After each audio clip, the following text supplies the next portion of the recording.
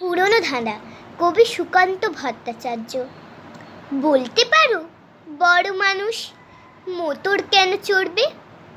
গরিব কেন সেই মোটরের তলায় চাপা পড়বে?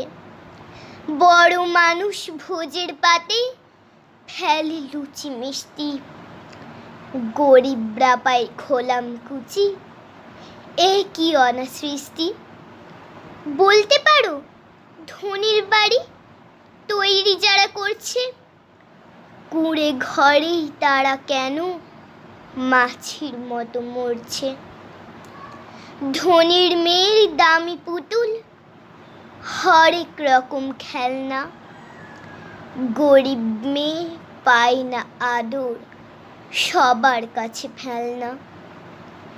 বলতে পারো ধনির মুখে যারা জোগায় খাদ্য, ধনির পায়ের তলায় তারা থাকতে কেন বাধ্য?